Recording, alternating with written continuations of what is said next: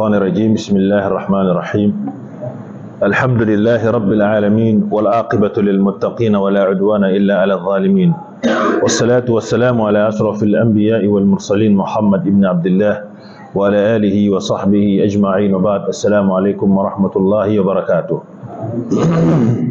Nous continuons avec notre livre Bidayat al-Mutafaqih de notre cheikh Ibrahim ibn Fathi, hafidahullah. Donc l'introduction avait été faite par notre cheikh Abdussalam ibn Bali, hafidahullah. Nous étions en train, n'est-ce pas, de parler de l'intention dans la quête de la science. Parce que le cheikh a voulu dans ce prologue mettre en exergue le point le plus important. On vous a dit qu'en fait, dans chaque chose que vous vous engagez à faire, dans chaque discours que vous tenez, Allah Azza wa Jalla observe votre cœur.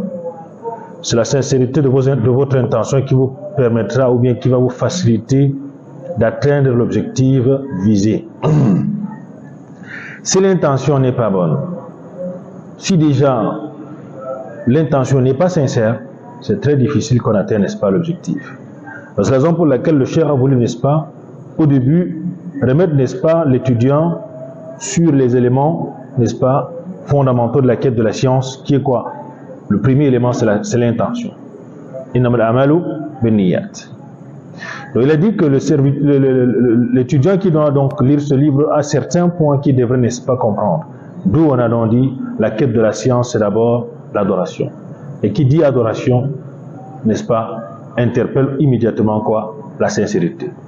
Nous avons épilogué près de 19 points, 20 points, Inch'Allah. Nous avons parlé des mérites, de l'intention que l'étudiant devrait, n'est-ce pas, dévancer en s'asseyant ou en ouvrant un livre. Et dans ces 20 points, nous avons eu à nous arrêter, n'est-ce pas, sur le 20e point où il dit « Tanwi an tatazawwada min al-ilmi litazdada khashyatan lillahi ta'ala » L'intention, n'est-ce pas, de l'étudiant ou de celui qui cherche la science, c'est d'avoir, n'est-ce pas, comme cible l'augmentation de degré ou de crainte d'Allah. C'est pour cela qu'il a dit, en rappelant « Innama yakhsha Allah min ibadihi al-ulama » Certes, ceux-là qui craignent véritablement Allah Azza wa Jal, c'est ceux-là qui connaissent les savants, dont la science devrait, n'est-ce pas, venir augmenter chez le serviteur quoi? La crainte d'Allah. Si tu apprends une science et que cette science ne te permet pas de craindre Allah Azza wa Jal, alors elle devient une science inutile. Le prophète sallallahu alayhi wa sallam s'est protégé contre cela. Il a dit Allahumma inni a'udhu bika min ilmin la yanfa'. Ou Allah, je me protège auprès de toi contre une science inutile. Pourquoi la science inutile? Parce qu'il y a la science utile et la science inutile. Et la science utile est celle-là qui te transforme. Pour ainsi dire qu'en fait, si tu es musulman depuis des années, tu as lu, tu as appris, tu suis les prêches, et ça ne t'a pas changé au fond, ça ne t'a pas changé, n'est-ce pas, dans tes habitudes que tu avais avant, alors toute la science que tu apprends ne t'a pas transformé. Subhanallah, ça a été une science inutile. Au 21e point, il a dit Tanwi an tanala mithla ajr man tad'uhu ila ta'ati Allahi wa fi'l al-khayrat. L'intention également que tu auras en recherchant cette science, c'est d'avoir pour objectif, après avoir appris cette science et compris et mis cela en pratique, d'appeler les autres. D'appeler les autres, n'est-ce pas, à cette science qui consiste à l'obéissance à Allah Azza wa Jal et à l'accomplissement des bonnes actions. Et en faisant cela, on aura la récompense de chaque personne qui aura eu à accomplir tout ce que nous avons eu à dire. D'où le cheikh a rappelé le hadith d'Abi Hurayrata radiyallahu anhu où il dit qala Rasulullah sallallahu alayhi wa sallam man da'a ila huda. Toute personne qui appelle à la guidance bima'ana vers le droit chemin, kana lahu min al-ajri mithl ujura man tabi'ahu. Il aura la récompense de toute personne qui va suivre cette guidance ou ce rappel qu'il aura fait. Donc si tu rappelles à 1, 2, 3 personnes et les 3 personnes mettent cela en pratique, tu auras la récompense de chaque personne. La yanqusu dhalika min ujurihim shay'a, sans pour autant diminuer la récompense. C'est pour cela que Cheikh Al-Uthaymin rahimahullah, lorsqu'on lui posa la question par rapport à cela, il dit man da'a ila huda, toute personne qui appelle à la guidance. Bima'ana, bayyana lin-nasi wa da'ahum ilayhi. Bima'ana, tu as eu à éclairer, à ramener les gens, à mettre cela en pratique. مثل أن يبين للناس ركعتي الضحى. Par exemple, si tu expliques aux gens les mérites des 2 rak'atayn al-duha, n'est-ce pas? وأنه ينبغي للإنسان أن يصلي ركعتي الضحى في الضحى ثم تبعه الناس وصاروا يصلون الضحى فإن له مثل أجورهم من غير أن ينقص من أجورهم شيئا. بمعنى si tu as eu à rappeler, à faire un rappel sur les 2 rak'at de duha et que les gens mettent cela en pratique, tu as la récompense des têtes. Je vous avais raconté l'histoire de qui? Du prophète qui? Idriss alayhi salam. Le prophète Idriss, Allah Azza wa Jalla nous a parlé de lui. وَاذْكُرْ فِي الْكِتَابِ إِدْرِيسَ إِنَّهُ كَانَ صِدِّيقًا نَبِيًّا وَرَفَعْنَاهُ مَكَانًا عَلِيًّا. Idriss, à son époque, il n'y avait pas un individu à la surface de la terre à qui il n'avait pas eu à faire un rappel. Et ce sont ces rappels-là qu'il mettait en pratique. Ça faisait que sa balance des œuvres pesait tellement les malaïkas parlaient au premier ciel par rapport à ses mérites, par rapport à ses bonnes actions. Ainsi donc, il voulut également augmenter cela.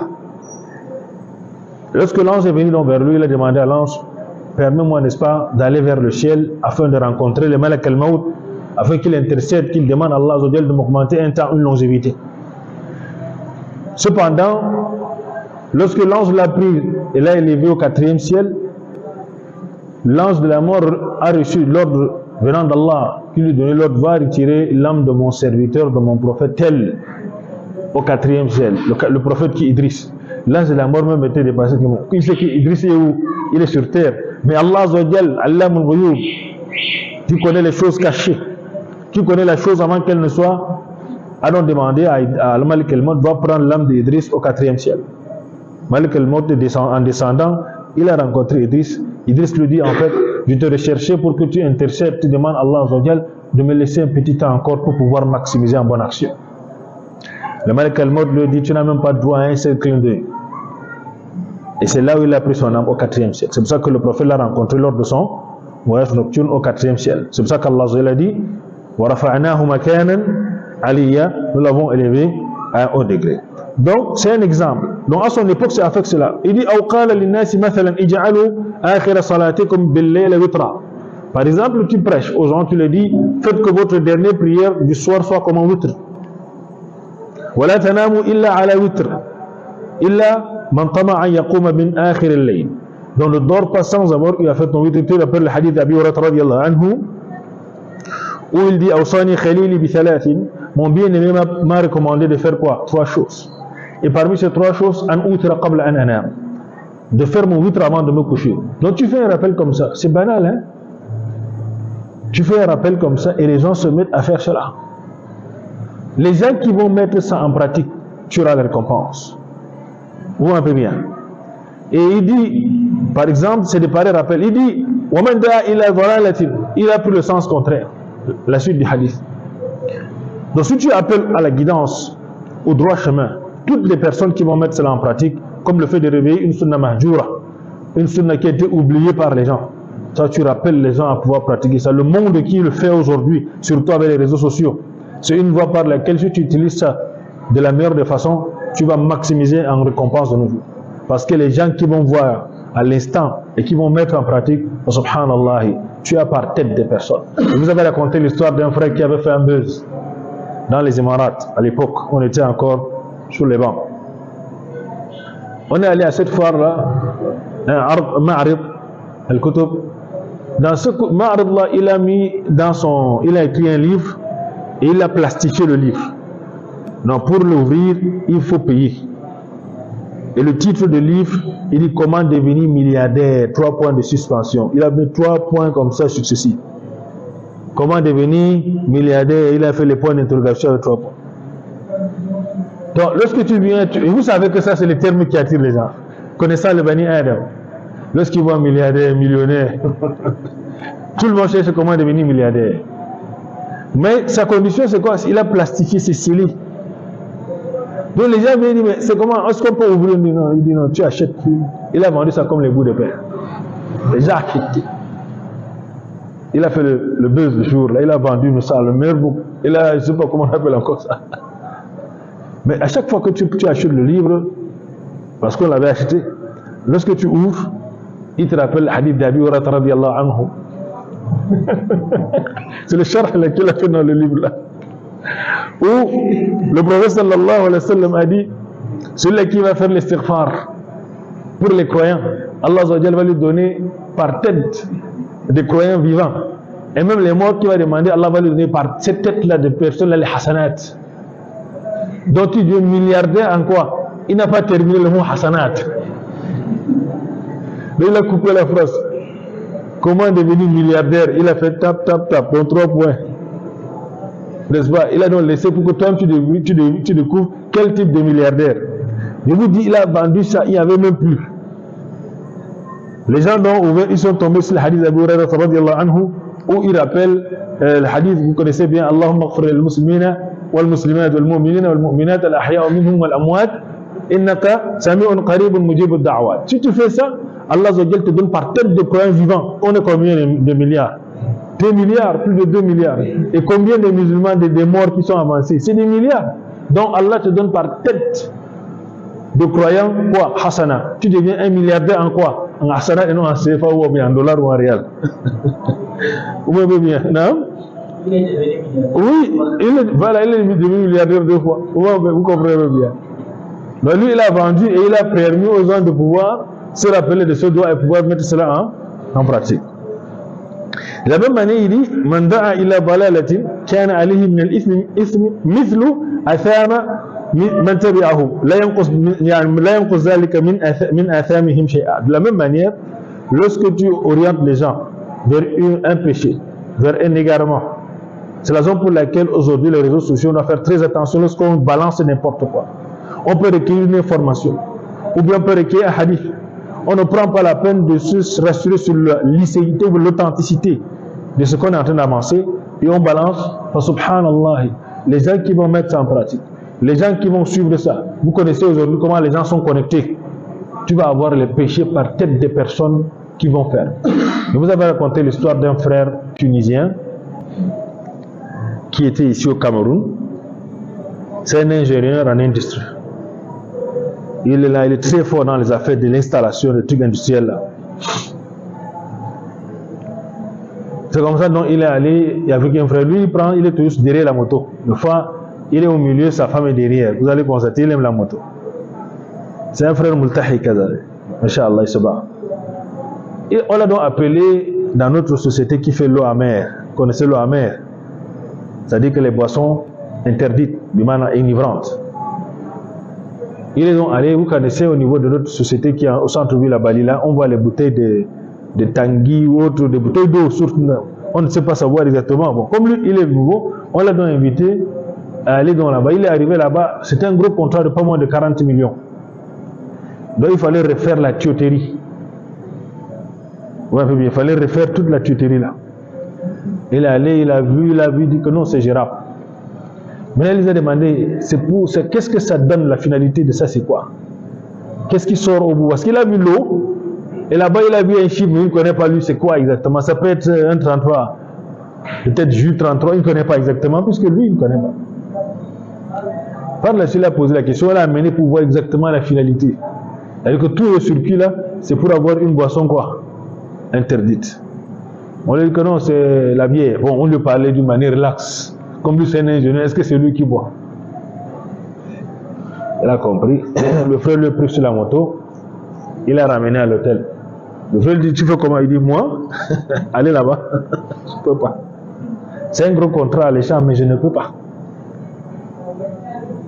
Pourquoi? Parce que chaque bouteille qui va sortir de mon travail que je vais faire, les millions, les milliards de bouteilles qui vont sortir là, j'aurai ma part de vizr sur ça. Parce que c'est moi qui ai bien réparé ça jusqu'à ce que ça produise bien encore ce qui est interdit là. Donc le temps que ça va produire, ça va me poursuivre dans quoi? Juste même si je ne suis plus sur terre. Pourquoi? Parce que c'est mon travail qui a permis à ce que les gens puissent quoi? Produire ce qui est interdit et les gens consomment. C'est la raison pour laquelle il faut faire très attention à ce que, c'est pour ça qu'on a dit que lorsqu'un croyant travaille ou il a une action à réaliser, il doit mettre devant lui un verset dans le Coran, devant lui chaque fois, pour ne pas tomber ou ne pas piétiner, parce que ça risque de ne pas le suivre même dans sa tombe. C'est quoi le verset? وَتَعَاوَنُوا عَلَى الْبِرِّ وَالتَّقْوَى وَلَا تَعَاوَنُوا عَلَى الْإِثْمِ وَالْعُدْوَانِ. Entraidez-vous dans quoi? Al-birri, la crainte d'Allah, mana l'obéissance. Humane, ton travail ne doit pas aller contribuer à la désobéissance en Allah, sinon tu auras ta part de péché sur tout ce qui sera fait. Il y a un de nos chers contemporains qui racontait l'histoire d'un jeune homme dans son désordre, dans les mails là, dans le net.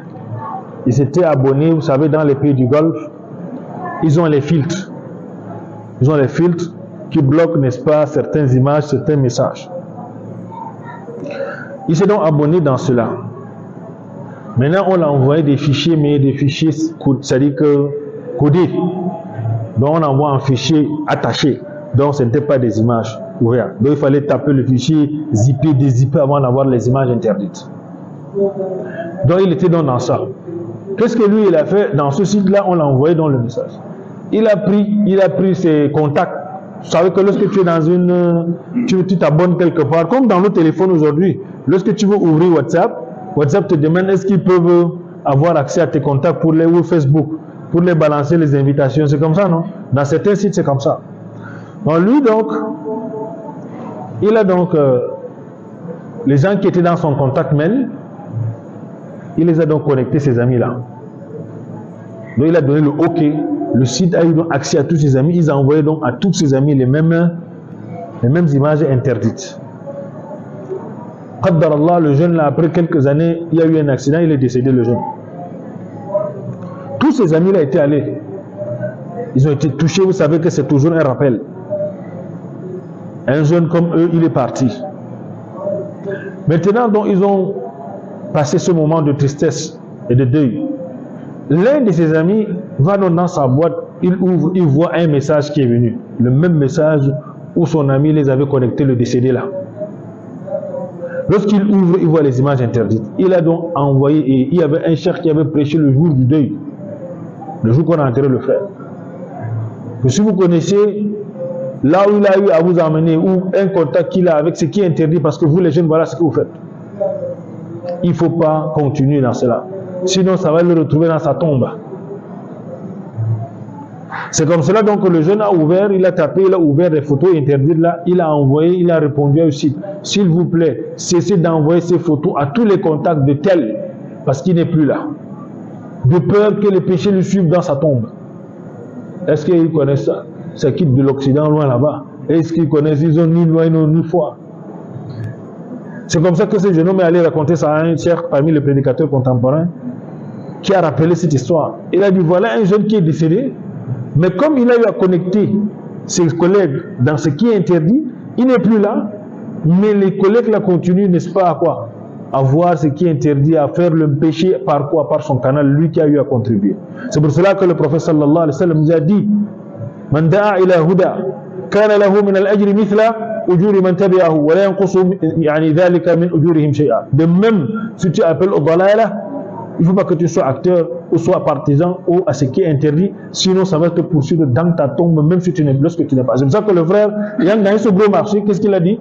Il a dit là, je veux bien l'argent, mais je n'aimerais pas que mon effort physique, intellectuel, n'est-ce pas, contribue à quoi? À tout ce qui va à l'encontre de la loi d'Allah, sinon je serai acteur et partisan, n'est-ce pas, de cela. C'est la raison pour laquelle Allah nous a rappelé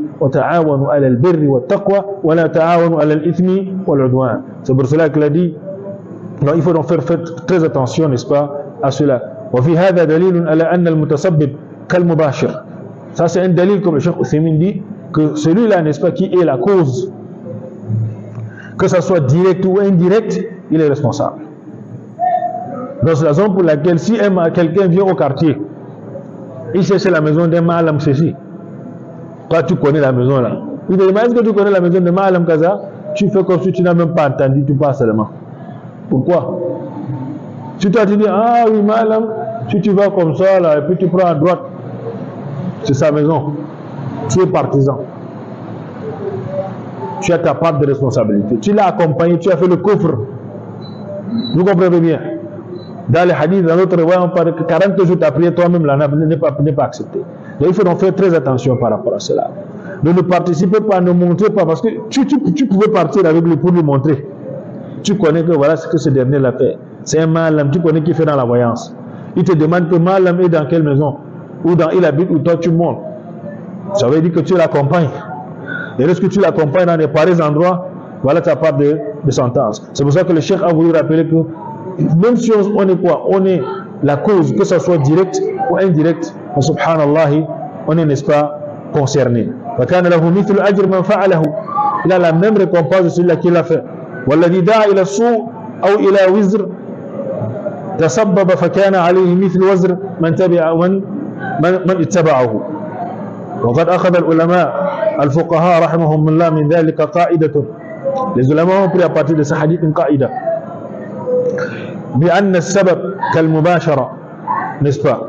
Celui-là qui fait une cause, il est semblable comme celui-là qui est concerné directement. لكن إذا اجتمع سبب ومباشرة أحالوا الضمان على المباشرة لأنه أمس بالإتلاف والله الأعلم. Donc c'est la raison pour laquelle les cheikhs nous disent, le cheikh rappelle ici dans le chef de ce hadith, que le serviteur doit faire très très attention, n'est-ce pas? Lorsqu'il apprend la science, il doit faire très attention de ne pas prêcher ce qu'il ne connaît pas. Omar ibn Khattab radiyallahu anhu nous a dit ثلاثة يهدمنا الدين. On a vu la parole de Omar par rapport à cela dans notre livre de Arbaoun Hadith de Ad-Da'wa al-Salafiyya de Cheikh Albani. Il a dit rahimahullah, il a dit 3 choses détruisent la religion, et parmi ces 3 choses il a dit quoi? Zallatul alim, l'erreur d'un savant. Parce que lorsque tu es un savant, tu es supposé être suivi et écouté. Donc si tu fais une erreur en parlant ou une erreur en écrivant dans ton livre, tu vas égarer beaucoup de gens. C'est la raison pour laquelle il faut faire très très attention. Si tu ne connais pas, ne te prononce pas. Parce qu'en ce moment-là, tu es suivi par plusieurs personnes et l'erreur que tu vas faire, subhanallah, les gens vont copier et faire cela dans l'erreur. C'est pour ça que nos anciens savants, qu'est-ce qu'ils faisaient? Même lorsqu'ils faisaient l'erreur, le lendemain, ils revenaient et disaient que subhanallah, j'ai fait l'erreur ici, il faut rectifier. Vous vous rappelez à l'époque de Cheikh Abdul Wahhab, rahimahullah, vous connaissez bien l'histoire, comment il avait rectifié un savant. Il est arrivé à la Mecque. À l'époque, vous savez, la Mecque était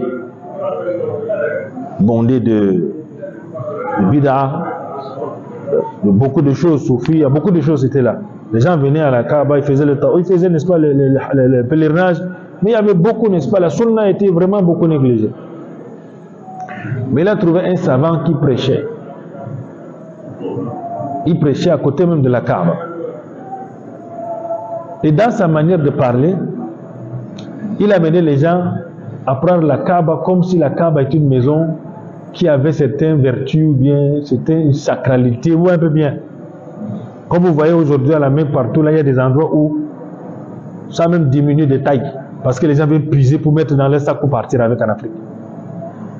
Le tissu noir que vous voyez sur la Kaaba là, c'était en bas qu'on laissait. Hein. Mais comme les gens venaient avec les ciseaux, ils coupent, ils avalent. L'autre coupe, il ramène en Afrique. Il dit que voilà le tissu noir de la Kaaba avec moi. Je peux faire beaucoup de choses avec. D'autres partent sur les montagnes. Vous connaissez le Jabal Rumat. C'est une montagne qui était un peu élevée. Hein. C'était un Jabal. On appelle ça Jabal Rumat. Mais maintenant, si vous allez, c'est carrément comme une petite monticule. Ça rabougrit. Les gens viennent avec les petits sacs, les plastiques, ils puisent, ils mettent, c'est la terre, la Mecque, ils rentrent avec, pour aller faire quoi, wallahu alam. Donc, les gens donc venaient prendre la Kaaba comme si c'était quelque chose qui avait une certaine particularité, comme si la maison avait une sacralité. Oh, c'est une direction, il n'y a rien là-bas. On ouvre, il n'y a rien à l'intérieur. Vous comprenez bien. Donc, il a trouvé donc ce savant qui prêchait. Et les gens l'écoutaient, les gens avaient une considération, la Kaaba, ils faisaient, ils se touchaient là, vous savez, lorsque vous arrivez des fois sur la monticule d'Arafat au sommet là, vous allez voir, c'est toujours noir, les gens écrivent le nom. D'autres accompagnent, moi j'ai vu un papa qui est là-bas avec son fils. Le papa met le main sur le mur, il touche comme ça, son fils vient mettre par devant pour toucher son dos. Comme si les murs, les papas, je ne sais pas, les trucs qui sont là-bas là, ont une vertu pour guérir. Donc vous voyez un peu bien là où les gens sont arrivés. Et on essaie de combattre ça chaque fois. afin que les gens ne s'égarent pas. Donc c'est comme cela, donc, il a donc trouvé ce savant lorsqu'il prêchait dans sa prédication là, il a mené les gens à montrer que quoi, dans son terme, c'était comme فَلْيَعْبُدُوا هَذَا الْبَيْتِ.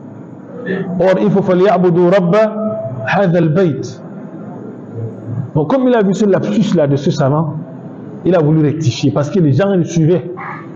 Et vous savez que lorsqu'un savant fait une petite erreur, tout le monde suit seulement. C'est comme cela donc il a pris le Coran. Comme il ne le connaissait pas, ce savant, il ne connaissait pas qui était Abdul Wahhab, qui est venu, qui est quitté depuis l'Irak. Il a pris le Coran, il est venu dans sa halaqa de Coran. Il a pris la sourate al-Quraysh. Ça c'est la hikmah, dans le rappel d'un prédicateur. Comment le rappeler avec sagesse, sans quoi, sans le blesser, sans le manquer, comme on dit, de respect. Il a pris le Coran, il a commencé à lire. Donc son tour est arrivé, lui, le cheikh. Lorsqu'il a commencé pour Bismillah ar-Rahman ar-Rahim, l'Ilan fi Quraysh, إيلافهم رحلة الشتاء والصيف فليعبدوا هذا البيت. Il faisait l'erreur exprès. Le cheikh le dit فليعبدوا رب هذا البيت. Il est passé, il a encore repris, il a fait la même erreur jusqu'à 2-3 fois. Il dit pourquoi tu fais l'erreur là? Il dit non, c'est parce que j'ai constaté, ya cheikh, que les gens prennent la maison là comme si c'était ça qu'on doit adorer. Vous comprenez bien? Le fait que le cheikh élevait sa voix pour rectifier. Moi, il a dit au cheikh que non, j'ai constaté que les gens prennent la maison là comme si c'était ça qu'on doit adorer. C'est pas la maison qu'on adore lorsqu'on se rend vers la Kaaba. Mais c'est Allah qu'on adore, c'est pas la maison, c'est une direction. Le cheikh a rectifié avec beaucoup de sagesse. Vous voyez bien. Et c'est comme ça que le cheikh a changé son discours. Comme c'est un élève qui a constaté que les gens sont en train de considérer la maison aussi comme si c'était celle-là qu'on adore, alors que c'est pas elle qu'on adore, mais c'est plutôt le Créateur. Vous voyez un peu bien. Pourquoi un zèle de un alim, c'est un grand danger. Il peut aigrir, les gens comprennent mal. Vous vous rappelez nos livres de Ta'lim al-Salah qu'on avait à l'époque. Lorsque le livre, dans le livre écrit en arabe, on dit lorsque tu viens pour commencer la prière, il a mis en bas tanbih.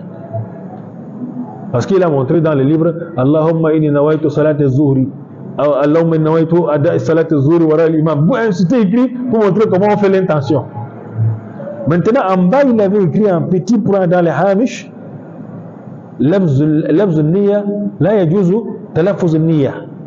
C'est pas permis de faire le talaffuz de niyya avec la langue. Mais les gens lisaient ce qui était gros. Donc lorsque les gens venaient, vous allez voir quelqu'un comme ça avant de commencer la prière. Allah bismillah salat az-zuhri. Wara l'imam, ça peut être Allahu Akbar. Il y a les gens comme ça jusqu'à aujourd'hui, ils ont hérité ça. Bismillah, il fait d'abord comme ça. Allahumma nawaitu salat az-zuhri. Même le musulman, il doit faire le niyya avec quoi? Le talaffuz. Or le talaffuz de niyya bid'a. Le fait de prononcer la niyya, c'est quoi? C'est une bid'a. Sauf dans un seul endroit. Où ça c'est quoi? Ça c'est un cas. Il y a le niyya d'abord avec le corps et le niyya qu'on fait sortir parce que c'est un acte de dévotion particulier qui est quoi? Le pèlerinage. Labbaik Allahumma bi'umratin ou labbaik Allahumma bihajj. Donc c'est comme ça. Donc ce savant a écrit un livre, mais le livre là a amené beaucoup dans l'égarement. Ils ont continué à faire quoi? Le niyya comme ça.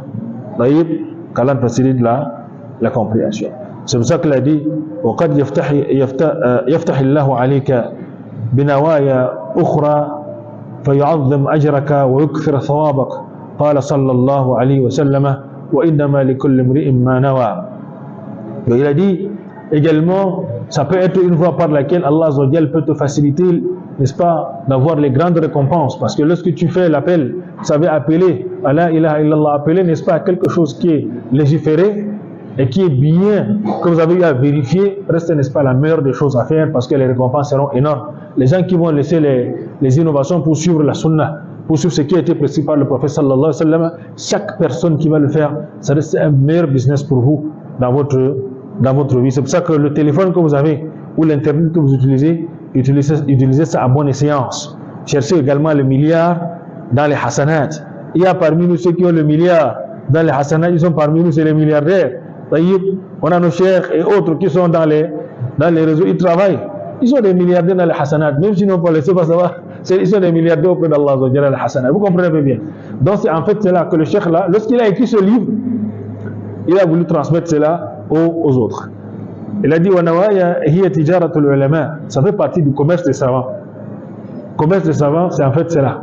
Ils sont milliardaires dans les hasanat, comme ce prophète Idriss. وقد فضلوا على العبادة بأمور منها العبادة على علم كإتيان الشروط والأركان والواجبات والابتعاد عن المبطلات تكثير النوايا الصالحة للعمل الواحد تعليم الناس وما فيه من فضل وأجر.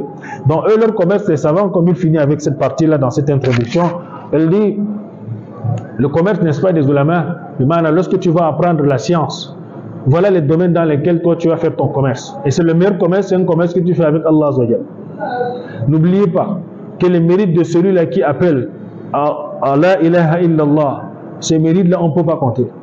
Parce que même les fourmis dans l'eau, les fourmis dans leur tanière, les poissons dans l'eau font l'istighfar pour lui. Donc ça doit être une des intentions que tu dois avoir dans la quête de la science. Il dit quels sont, n'est-ce pas, les domaines dans lesquels, lorsque tu apprends la science, tu vas amener, n'est-ce pas, les gens à comprendre. Il dit leur ibadah. Tu vas les amener à pratiquer leur ibadah avec la science. Takfir al-nawaya as-saliha lil-amal al-wahid. Également, par la science, tu vas faciliter aux gens de pouvoir, n'est-ce pas, pratiquer les bonnes actions avec plusieurs quoi? Avec plusieurs facilités. Ta'lim al-nasi wa ma fihi min fadlin wa ajr. Et enseigner également les gens quoi? Enseigner les gens quoi? La bonne science. Yani ta'lim al-nasi wa ma fihi min fadlin wa ajr. N'est-ce pas? Là où il y a les mérites, là où il y a les récompenses, c'est par là que tu orientes les gens. À chaque fois que tu fais, n'est-ce pas, ton rappel. خشية الله لأن العالم كلما ازداد معرفة بالله ازداد له تعظيما. C'est pour ça qu'en même temps, lorsque tu cherches la science, tu augmentes ta quoi? Ta crainte d'Allah Azza wa Jalla. À chaque fois que ta science augmente, c'est comme ça que ta crainte également augmente. C'est pour ça qu'il finit dans l'introduction ici, il dit فأسأل الله الكريم أن يرزقنا العلم النافع والعمل الصالح وأن يلهمنا صلاح النية وحسن الطوية. Donc c'est pour ça qu'il a fini dans cette introduction en disant, en priant Allah Azza wa Jalla de nous accorder, n'est-ce pas, la science utile, car la science utile c'est celle-là qui change. Je vous ai rappelé une parole d'un de nos savants qui dit, plus tu apprends, plus tes actes de dévotion augmentent. Qu'est-ce que ça veut dire? Plus tu apprends, plus tes actes de dévotion augmentent. Pourquoi en fait? Parce que chaque jour, tu apprends quelque chose de plus que tu dois pratiquer dans ta religion. Mais si tu apprends, plus tu apprends et que tes actes diminuent, c'est que ce n'est plus bon. Parce que la science devrait augmenter tes quoi? Tes actes de dévotion. Si tu vois une personne qui est là, il n'a rien à faire, c'est qu'il ne connaît pas à la base. Mais s'il connaît, il y a toujours quelque chose à faire pour pouvoir, n'est-ce pas, s'occuper. C'est la raison pour laquelle les prédécesseurs, lorsqu'ils passaient voir les gens assis en bordure de route, en train de boire le thé, taper les commentaires, comme on dit, tuer le temps, ils sont étonnés. Il y a un docteur parmi les docteurs qui viennent ici en caravane au Cameroun pour les opérations des yeux, là, les caravanes saoudiennes et autres. Vous voyez un peu bien ce que je veux dire. Il est arrivé ici. Vous savez, ils ont des heures, lorsqu'ils ont un peu les pauses, là, ils essaient un peu de discuter avec les frères, échanger, voir aussi les lieux. Il a trouvé qu'il y a des gens qui passent le temps à s'asseoir, à faire des trucs. Il a posé la question aux frères en arabe. Qu'est-ce qu'ils font ces gens? Il dit que là, ils sont en train de perdre le temps comme ça, à l'ombre des arbres ou en bordure de route, en train de taper des commentaires. Il dit, Wallahi, ils ne connaissent pas. Moi, 24 heures ne me suffit pas. Si je pouvais acheter encore un peu d'heures pour pouvoir consommer, je devais le faire. Mais 24 heures ne me suffit pas. Le temps est tellement réduit. C'est pour cela qu'un de nos savants contemporains a dit, si tu es avec une personne qui te dit qu'il a le temps, il faut savoir qu'il ne peut pas produire. Il ne pourra rien produire. Mais si tu es avec quelqu'un qui te dit qu'il est occupé, il faut savoir que c'est quelqu'un qui pourra produire. Parce que la vie d'ici, est-ce qu'on est venu pour dormir? Est-ce qu'on a le temps même, Jama? On n'a pas. Le temps est tellement précieux et il faut maximiser à chaque instant. Ne pas le tuer dans ce qui est quoi? Dans ce qui est inutile. Parce que c'est une partie de ta vie que tu consommes. Comme maintenant là, qu'est-ce qu'on est en train de faire? C'est une partie de notre vie que nous sommes en train de consommer. Dans quoi? Dans le rappel. Et ça reste, n'est-ce pas, la meilleure consommation du temps. Si tu pars consommer ça en tuant le temps, dans les futilités, c'est ton temps que tu es en train d'utiliser dans ce qui est inutile. Et c'est toi qui suis le perdant. C'est toi qui est quoi? Qui est le perdant. Qu'Allah facilite la compréhension. C'est pour ça qu'il a dit, sallallahu ala sayyidina Muhammad wa ala alihi wa sahbihi wa sallam wa katabahu afqar al-khalq ila Allah Wahid ibn Abdussalam Bali hafidhahullah. Donc le livre même va commencer, le Muqaddimah, où le cheikh commence, alhamdulillah wa kafa wa salamun ala ibadihi alladhi istafa. Wabat, je vois qu'il est déjà 30. Je ne sais pas si on peut déjà commencer parce que, bon, ala kulli hal, c'est une introduction courte qu'il fait. فهذا مختصر في الفقه يضبط شوارده ويجمع قواعده. Il commence donc par introduire le livre en disant que ça c'est un condensé. Je vous ai dit, le chef à la base avait écrit ce livre pour ses enfants, sa famille, pour faciliter à ses enfants la maîtrise, l'apprentissage facile de tout ce qui est jurisprudence en islam. Parce que dans ce livre-là, c'est 3 tomes. Le matan, c'est 182 pages. Mais le sharh, c'est 3 tomes. Il y a, vous allez fouiller c'est-à-dire que tout ce qui concerne la jurisprudence, le kitab al-tahara, le kitab al-salah, le kitab al-jana'is, le kitab al-zakah, le kitab al-siyam, le kitab al-i'tikaf, kitab al-hajj, kitab al-jihad, kitab al-bay', kitab al-hajr, kitab al-sharika, kitab al-ariya, kitab al-ghadab, kitab al-waqf, كتاب الوصايا، كتاب الفرائض، كتاب العتق، كتاب النكاح، كتاب الصداقة، كتاب الخلع، كتاب الطلاق، كتاب الإيلاء، كتاب الظهار، كتاب اللعان، كتاب العدة، كتاب الرضاعة، كتاب النفقات، كتاب الجنايات، كتاب الديات، كتاب الحدود، كتاب الأطعمة، كتاب الصيد والذبائح، كتاب الأيمان، كتاب القضاء، كتاب الشهادات، كتاب الإقرار. فسبحان الله, quel kitab il a oublié? Ça fait en 3 tomes, 3 gros tomes de pas moins de 500 pages. Donc c'est ça qu'on va parcourir. Mais le livre que vous avez en main, c'est un matan de 182 pages, mais expliqué en 3 tomes, près de 1500 pages.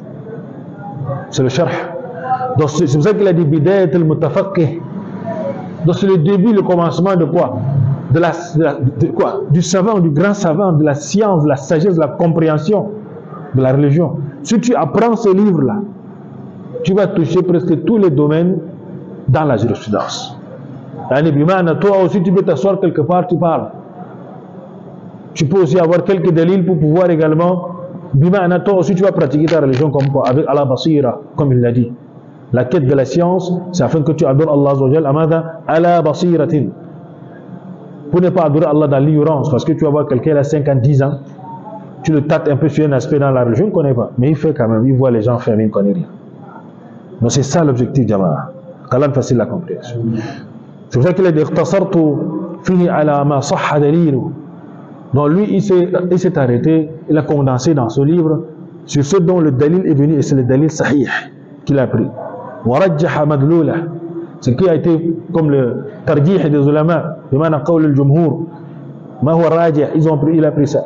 ورتبته على أبواب أي منار السبيل ليكون تمهيدا له ومدخلا إليه. Donc voilà comment il a fait ça. Il a fait ça en chapitre avec la boîte pour faciliter, n'est-ce pas? Lorsque tu veux chercher un chapitre sur tel, tu vas directement voir le titre et tu vas voir, n'est-ce pas, les détails. Et il amène tous les aqwal nécessaires qui ont été, n'est-ce pas, approuvés par les savants avec les dalils sahih. C'est ça qu'on cherche aujourd'hui, les hadiths qui sont comment? Où on a fait le takhrij, pour ne pas pratiquer quoi que ce soit dans la religion avec des hadiths daïfs ou hadiths mu'allam ou mu'adal ou ma shabah dhalik. Donc Allah facile la compréhension. Donc voilà, là on va s'arrêter inshallah ta'ala. Dès la semaine prochaine, on va commencer avec le premier point qui est le kitab al-tahara. Vous allez voir un peu son approche. Vous allez voir un peu comment son approche est particulière. Pourquoi? Parce que ici, c'est un livre qui est enseigné aujourd'hui dans les grandes facultés. Pourquoi il dit, en fait, il a constaté que l'étudiant peut taper 1 an, 2 ans, 10 ans. Il est en train d'étudier la jurisprudence, mais il ne finit pas. Vous comprenez bien? Il a 10 ans à l'université, mais il n'a pas fini. Il y a toujours les points sur lesquels il doit revenir. Donc lui, il a pris la peine de les condenser à la base à sa famille, en tant qu'un grand savant. Maintenant, c'est tombé dans les mains de certains étudiants. On a photocopié pour enseigner ça. On a donc demandé le sharh. C'est donc assis avec le grand cheikh Wahid Abdessalam Bali Hafidahullah pour travailler, n'est-ce pas, sur ce livre-là. Donc le cheikh a eu lui-même Ibrahim Ibn Fathi, n'est-ce pas, Ibn Abdul Muqtadir, celui qui a, n'est-ce pas, qui est l'auteur de ce livre. Il a fait un grand sharh de près de 3 tomes avec, n'est-ce pas, les détails et contrôlé par les mashayikh, n'est-ce pas, contemporains. Ils sont bien connus sur leur, n'est-ce pas, intégrité et sur leur amour, n'est-ce pas, de la sunna authentique du prophète sallallahu alayhi wa sallam. qu'Allah facilite la compréhension, qu'Allah donne la santé, la force de pouvoir parcourir, n'est-ce pas, ce document et pouvoir en profiter et faire en profiter les autres. Innahu wali dhalika wal qadr alayh. Comme nous sommes dans l'introduction, nous avons dit les questions, on va les garder parce qu'on n'a pas encore commencé le cours, on était simplement dans l'introduction. Lorsque chacun aura sa copie, Inch'Allah Ta'ala, on aura d'ici vendredi prochain, afin que chacun puisse, n'est-ce pas, être à la page. سبحانك اللهم وبحمدك أشهد أن لا إله إلا أنت أستغفرك وأتوب إليك والله أعلى وأعلم والسلام عليكم ورحمة الله وبركاته.